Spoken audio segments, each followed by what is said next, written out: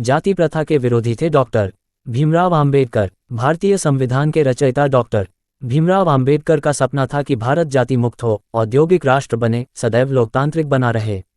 लोग आम्बेडकर को एक दलित नेता के रूप में जानते हैं, जबकि उन्होंने बचपन से ही जाति प्रथा का खुलकर विरोध किया था।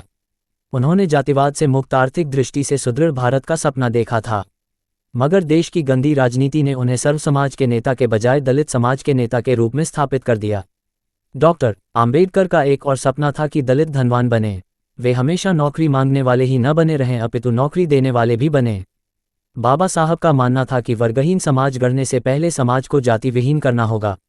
आज महिलाओं को अधिकार दिलाने के लिए हमारे पास जो भी संवैधानिक सुरक्षा कवच, कानूनी प्रावधान और संस्थागत उपाय मौजूद हैं, इसका श्रेय किसी एक मनुष्य को जाता है तो वे हैं डॉक्टर भीमराव आम्बेडकर। भारतीय संदर्भ में जब भी समाज में व्याप्त जाति, वर्ग और लिंग के स्तर पर व्याप्त असमानताओं और उनमें सुधार के मुद्दों पर चिंतन हो, डॉक्टर आम्बेडकर के विचारों और दृष्टिकोण को शामिल किए बिना बात पूरी नहीं हो सकती। हर वर्ष 14 अप्रैल को बाबा साहेब डॉक्टर भीमराव आम्बेडकर की जयंती मनाई जाती है। बाबा साहेब की जयंती पर लोगों को संकल्प लेना चाहिए कि हम सब सच्चे मन से उनके बताए मार्ग का अनुसरण करेंगे, उनके बनाए संविधान का पालन करेंगे। ऐसा कोई काम नहीं करेंगे जिससे देश के किसी कानून का उल्लंघन होता हो। चूंकि बाबा साहेब हमेशा जाति प्रथा, ऊंच नीच के विरोधी थे, इसलिए उनकी जयंती पर उन्हें याद करने का सबसे अच्छा तरीका है उनके सिद्धांतों को अपने जीवन में अपनाएं। बाबा साहेब भीमराव आम्बेडकर का जन्म 14 अप्रैल 1891 को मध्य प्रदेश के मऊ के एक गरीब परिवार में हुआ था। वे भीमराव रामजी मालोजी सकपाल और भीमाबाई की 14वीं संतान थे। उनका परिवार मराठी था जो महाराष्ट्र के रत्नागिरी जिले में स्थित अंबावडे नगर से संबंधित था। उनके बचपन का नाम रामजी सकपाल था। एक अस्पृश्य परिवार में जन्म लेने के कारण उनको बचपन कष्टों में बिताना पड़ा था। भारतीय संदर्भों में देखा जाए तो आम्बेडकर संभवतः पहले अध्येता रहे हैं जिन्होंने जातीय संरचना में महिलाओं की स्थिति को समझने की कोशिश की थी। उनके संपूर्ण विचार मंथन के दृष्टिकोण में सबसे महत्वपूर्ण हिस्सा महिला सशक्तिकरण था। आम्बेडकर यह बात समझते थे कि स्त्रियों की स्थिति सिर्फ ऊपर से उपदेश देकर नहीं सुधरने वाली, उसके लिए कानूनी व्यवस्था करनी होगी। हिंदू कोड बिल महिला सशक्तिकरण का असली आविष्कार है। इसी कारण अम्बेडकर हिंदू कोड बिल लेकर आए थे।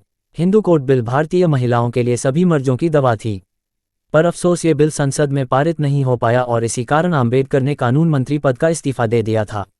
स्त्री सरोकारों के प्रति डॉक्टर भीमराव आम्बेडकर का समर्पण किसी जुनून से कम नहीं था।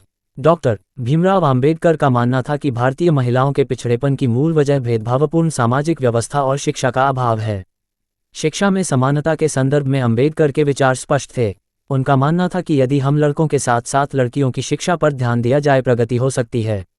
शिक्षा पर किसी एक ही वर्ग का अधिकार नहीं है। समाज के प्रत्येक वर्ग को शिक्षा का समान अधिकार है। नारी शिक्षा पुरुष शिक्षा से भी अधिक महत्वपूर्ण है। चूंकि पूरी पारिवारिक व्यवस्था की धुरी नारी है, उसे नकारा नहीं जा सकता है।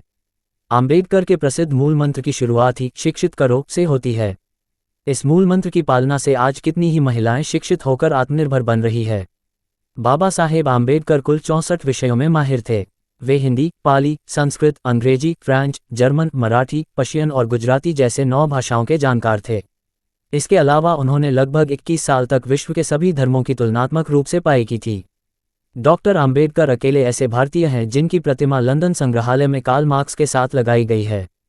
इतना ही नहीं, उन्हें देश विदेश में कई प्रतिष्ठित सम्मान भी मिले हैं। डॉक्टर आम्बेडकर के पास कुल 32 डिग्रियां थीं। उनके निजी पुस्तकालय राजगृह में 50,000 से भी अधिक किताबें थीं।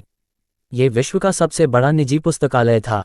जब 15 अगस्त 1947 में भारत की स्वतंत्रता के बाद कांग्रेस के नेतृत्व वाली नई सरकार बनी तो उसमें डॉक्टर आम्बेडकर को देश का पहले कानून मंत्री नियुक्त किया गया।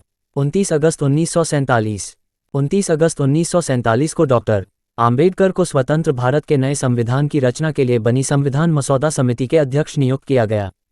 26 नवंबर 1949 को संविधान सभा ने उनके नेतृत्व में बने संविधान को अपना लिया। अपने काम को पूरा करने के बाद डॉक्टर आम्बेडकर ने कहा, मैं महसूस करता हूं कि भारत का संविधान साध्य है, लचीला है, पर साथ ही यह इतना मजबूत भी है कि देश को शांति और युद्ध दोनों समय जोड़कर रखने में सक्षम होगा।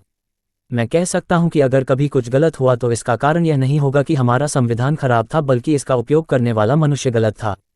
आम्बेडकर ने 1952 में निर्दलीय उम्मीदवार के रूप में लोकसभा का चुनाव लड़ा पर हार गए। मार्च 1952 में उन्हें राज्यसभा के लिए मनोनीत किया गया। अपनी मृत्यु तक वे उच्च सदन के सदस्य रहे। डॉक्टर आम्बेडकर ने 14 अक्टूबर 1956 को नागपुर में अपने लाखों समर्थकों के साथ सार्वजनिक समारोह में एक बौद्ध भिक्षु से बौद्ध धर्म ग्रहण कर लिया। राजनीतिक मुद्दों से परेशान आम्बेडकर का स्वास्थ्य बिगड़ता चला गया। 6 दिसंबर 1956 को डॉक्टर आम्बेडकर का दिल्ली स्थित उनके घर में निधन हो गया। 7 दिसंबर को बंबई में चौपाटी समुद्र तट पर बौद्ध शैली में उनका अंतिम संस्कार किया गया, जिसमें उनके हजारों समर्थकों, कार्यकर्ताओं और प्रशंसकों ने भाग लिया। 1990 में बाबा साहेब डॉक्टर आम्बेडकर को भारत रत्न से सम्मानित किया गया। सरकारों की उपेक्षा के चलते बाबा साहेब को भारत रत्न सम्मान बहुत देर से प्रदान किया गया, जिसके वे सबसे पहले हकदार थे।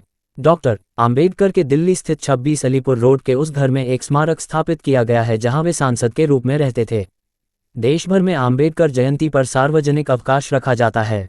अनेकों सार्वजनिक संस्थानों का नाम उनके नाम पर रखा गया है। डॉक्टर आम्बेडकर का एक बड़ा चित्र संसद भवन में लगाया गया है।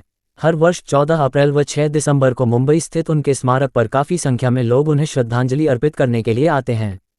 सूचना सिर्फ मान्यताओं और जानकारियों पर आधारित है। यहाँ ये बताना जरूरी है कि यह मेरा वीडियो किसी भी तरह की मान्यता, जानकारी की पुष्टि नहीं करता है।